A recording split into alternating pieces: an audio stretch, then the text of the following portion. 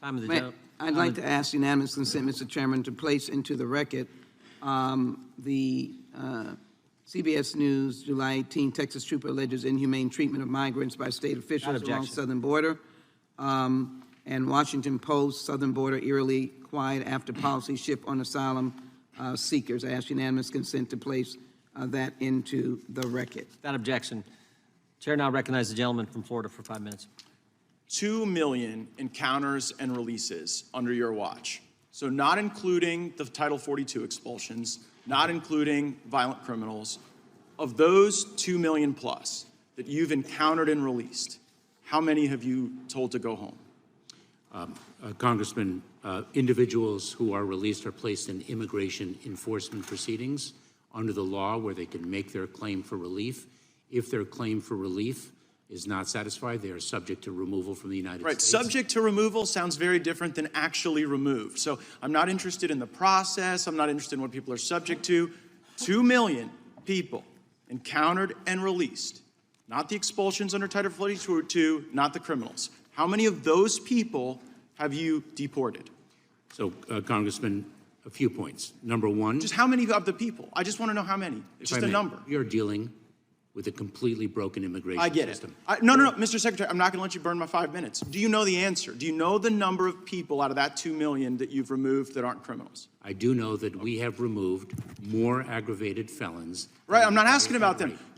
I've caveated that away, because here's what I'm sort of getting, and what your non-responsiveness is bad domestic violence. But if you're not one of the people who commit those crimes, you get to stay forever. Is that a fair characterization of your doctrine? No, that is false. Then tell me how many you're sending home. No, that is false. Okay, well, but you don't know the number of how many you've sent home. Here's another number. 1.2 million people today have been through your entire process, right? They've been through what you call a removal proceeding is just an amnesty dance. Because after the 1.2 million people get an order from the judge saying that they don't have a basis to be here, you still don't remove them. Like, what's your plan to remove those people? Congressman, that is false. Okay, how many of them then? Just give me the number. Congressman, in this country, there are between 11 and 12 million. Right, but I'm asking about a subset that you won't send home. And the reason you're smirking about it, and the reason you won't answer my question, is because everybody gets the joke. And the sad thing is, it's not just us here, it's the cartels who get the joke too. And so now, what you've done to execute this Mayorkas doctrine, where so long as you don't commit a crime, you get to stay here and burden our hospitals, burden our schools, burden our social services, burden our jails. You've sent the message to the cartels, and then you've taken this app and you've digitized illegal immigration and you've scaled it to the moon. Like, this app that you've got everybody downloading is like the Disney Fast Pass into the country, never to be subject to actual removal, just removal proceedings, as you call them. That app doesn't do any search of their criminal history in their home country, does it? Congressman, I disagree with everything you have said. Well, I'm sure, but just answer the question. Does the app that you are out there promoting do any search of people's criminal history in their home country? Congressman, Customs and Border Protection screens and vets individuals whom they encounter. Your thoroughly. app, it either has the functionality to test their criminal history in their home country, or it doesn't. By the way, if it did, you'd have already told me. It doesn't. And then the other epic failure of this that's empowered the cartels is that in these processing centers you've set up in other countries to just wave them all in at a rapid pace, you've had to shut them down in Nuevo Laredo because the cartels were standing outside extorting people. Isn't that right? Congressman, that is false. Oh, really? So why did you shut down that facility in Nuevo Laredo? And the point of safe, orderly, and lawful pathways is to reduce the number of encounters at our southwest border. But wait a second. You've just shifted those encounters, because right now, for the first time in modern history, more people are showing up at the ports of entry than running through some bush in Yuma, Arizona. And the reason they're showing up at the ports of entry is because you've got the turnstile open, where so long as they've gone and downloaded this app, you just let them in. I got one final question for you, and it's an important one. Is Mexico an ally in this fight against illegal immigration? Yes, it is. So, I mean, it's hilarious and somewhat troubling that you say that, because, like, I'm looking at the El Chapo trial where President Nieto took a $100 million bribe from the Sinaloa cartel. Do you think that the subsequent presidents following Nieto weren't offered a bribe by the cartel or didn't take the bribe? Congressman, I disagree with everything you have said. Right, but you can disagree all you want, but what you won't provide is any number.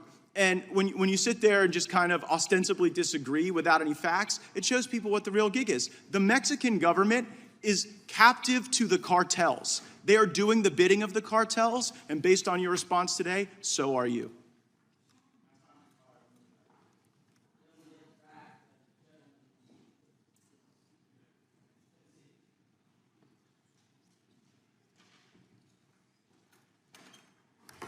Thank you, Mr. Chair. Welcome, Mr. Ambassador. Appreciate your service and appreciate your testifying today. Last week, Director Wray sat in the hot seat. By the way, is it still warm, or did you bring some pot holders? I am prepared to answer the questions of this committee. Thank you, sir. Congressman. Director Wray testified that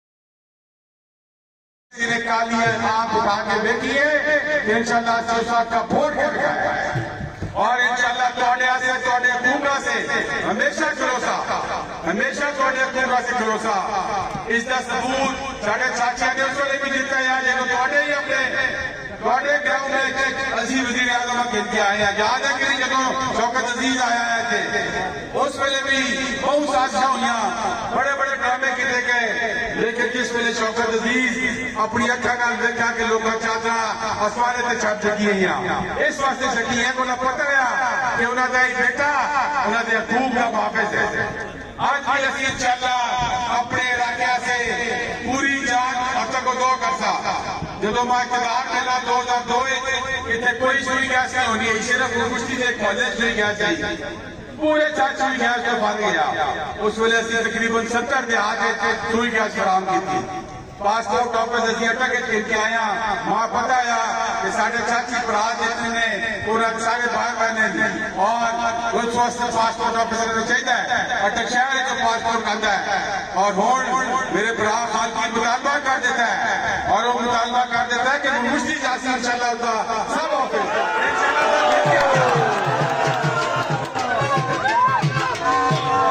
اسی طرح جدو ماں دوئی باری اقتدار ملا پھر وہ بھی گل تھوڑے سامنے سارے دے کہ ساڑھے نال اس ویلے دھوکا ہویا سی, اس پورے علاقے نال دھوکا ہویا سی کہ ساڑھے کولو نمائندگی چھینی گئی, اور ایک ایجا بندہ مسلط کر دیتا گیا جس نال عمران خان وعدہ کتایا کہ تو یہ سیٹ خالی کرتے. اس اپنی زید اپنی انائے نہ صرف سیٹ خالی نہیں کی بلکہ پورے ضلع نہ صاحب پیچھے سوٹ دیتا, لیکن اس کے باوجود وہاں ووٹر تو بغیر جڑا اقتدار ملا میں کوشش کی کہ اس سے ایک پائی اتنے ہلکے جاواں, اور اللہ دے فضل نال اتنے کام ہوئے نے, تواڈے گلیاں دے کام, تواڈے اپنے فلٹر پلانٹ دے کام, تواڈے بجلی دے کام, اور اسی